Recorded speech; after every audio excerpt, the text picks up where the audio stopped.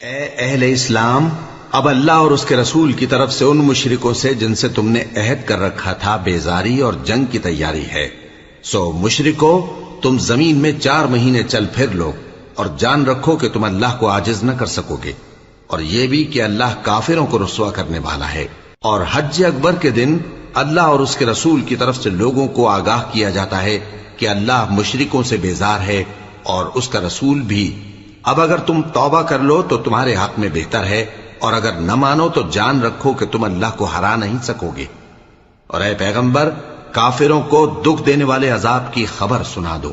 البتہ جن مشرکوں کے ساتھ تم نے عہد کیا ہو اور انہوں نے تمہارا کسی طرح کا قصور نہ کیا ہو اور نہ تمہارے مقابلے میں کسی کی مدد کی ہو، تو جس مدت تک ان کے ساتھ عہد کیا ہو اسے پورا کرو، کہ اللہ پرہیزگاروں کو دوست رکھتا ہے۔ پس جب عزت کے مہینے گزر جائیں تو مشرکوں کو جہاں پاؤ قتل کر دو، اور ان کو پکڑ لو اور گھیر لو، اور ہر گھات کی جگہ ان کی طاق میں بیٹھے رہو۔ پھر اگر وہ توبہ کر لیں اور نماز قائم کرنے اور زکوٰۃ دینے لگیں تو ان کا رستہ چھوڑ دو، بے شک اللہ بخشنے والا ہے، مہربان ہے۔ اور اگر کوئی مشرک تم سے پناہ کا خواستگار ہو تو اس کو پناہ دے دو، یہاں تک کہ وہ کلام اللہ کو سننے لگے، پھر اس کو امن کی جگہ واپس پہنچا دو، اس لیے کہ یہ بے خبر لوگ ہیں۔ بھلا مشرکوں کے لیے جنہوں نے عہد توڑ ڈالا، اللہ اور اس کے رسول کے نزدیک عہد کیسے قائم رہ سکتا ہے؟ ہاں، جن لوگوں کے ساتھ تم نے مسجد حرام یعنی خانہ کعبہ کے نزدیک عہد کیا ہے، اگر وہ اپنے عہد پر قائم رہیں تو تم بھی اپنے قول و قرار پر قائم رہو، بے شک اللہ پرہیزگاروں کو دوست رکھتا ہے۔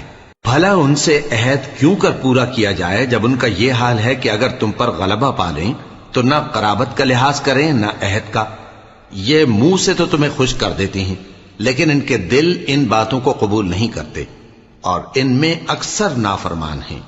یہ اللہ کی آیتوں کے عوض تھوڑا سا فائدہ حاصل کرتے اور لوگوں کو اللہ کے رستے سے روکتے ہیں۔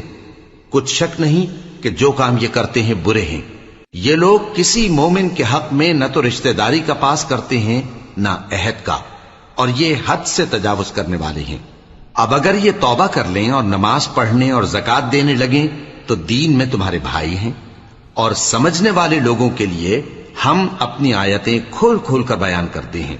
اور اگر عہد کرنے کے بعد اپنی قسموں کو توڑ ڈالیں اور تمہارے دین میں تانا زنی کرنے لگے تو ان کفر کے پیشواؤں سے جنگ کرو، ان کی قسموں کا کچھ اعتبار نہیں ہے، عجب نہیں کہ اپنی حرکات سے باز آ جائیں۔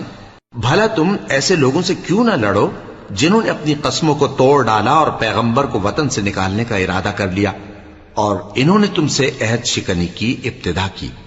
کیا تم ایسے لوگوں سے ڈرتے ہو؟ سو ڈرنے کے لائق تو اللہ ہے اگر تم ایمان والے ہو۔